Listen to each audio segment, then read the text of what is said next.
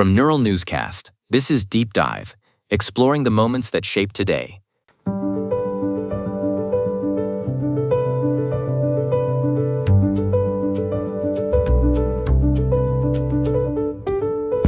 Welcome to Deep Dive. I am Marcus Shaw.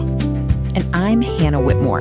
Today is June 2nd, and we are stepping into a day where the heavy weight of tradition met the high-speed evolution of the modern world. We have to start in 1953. Imagine the scene inside Westminster Abbey. It is the coronation of Queen Elizabeth II. For anyone into media history, this is the definitive moment. It wasn't just about the crown, it was about the camera. This was the first major international event to be televised to a truly massive global audience, and it changed the relationship between the monarchy and the public forever. The logistics were staggering, Marcus. Until that point, the inner sanctum of the Abbey and the specific rituals of the coronation were things most people only read about or saw in still photos. But in 1953, the BBC led an effort that allowed millions of people in Britain and hundreds of millions around the world to watch the ceremony live, or at least very shortly after, via film recordings flown across the Atlantic by jet. The technical grit of that is incredible. They were literally racing film canisters across the ocean just to maintain the sense of a live broadcast for North American audiences. It completely shifted how the public perceived the institution. It went from something distant and mythical to something you could see in your own living room. The frame rate of history shifted that day. It really did. And while the world was looking toward the future of media, June 2nd also marks the birth of several people who looked deep into the human condition in very different ways. We should start with the Marquis de Sade, born in 1740. De Sade is a fascinating, if very dark, figure.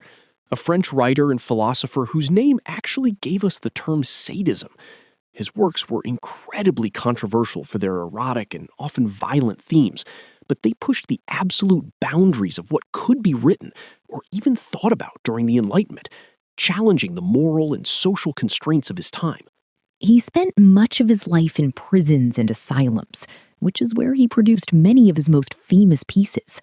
It is a stark contrast to our next birthday, the English composer Edward Elgar, born in 1857. Where de Sade was scandalous, Elgar became the very sound of the British establishment. Absolutely. If you have ever been to a graduation ceremony, you know Elgar. His pomp and circumstance marches are legendary, but his enigma variations really show his genius. He had this crisp, emotive style that feels quintessentially English. It is the sonic equivalent of standing in a grand stone cathedral, Hannah. It is timeless music. And speaking of timeless, our third birthday takes us from the concert hall to the jungle. Johnny Weissmuller was born on this day in 1904.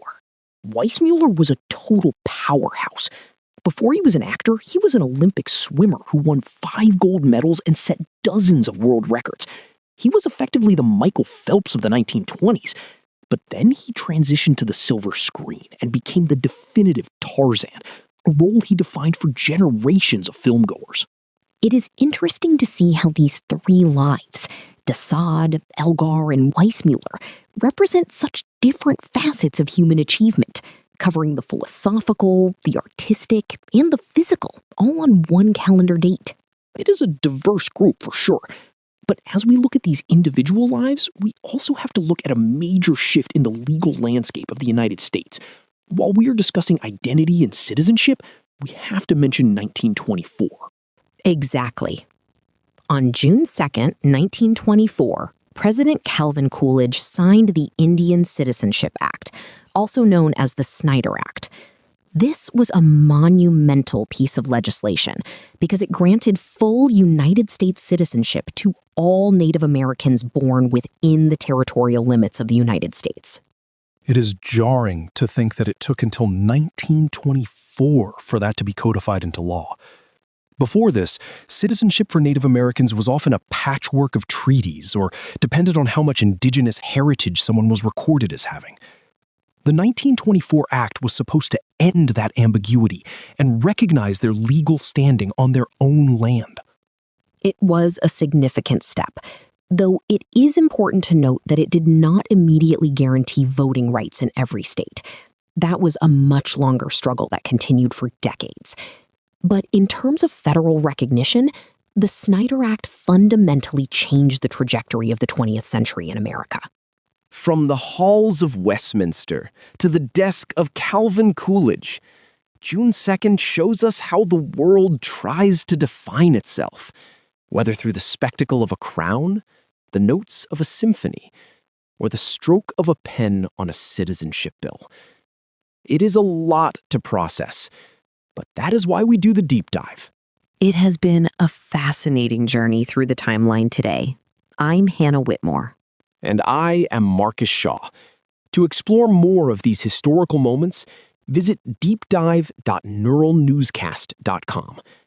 Deep Dive is AI-assisted, human-reviewed. Explore history every day on Neural Newscast. This has been Deep Dive on Neural Newscast, exploring the moments that shape today.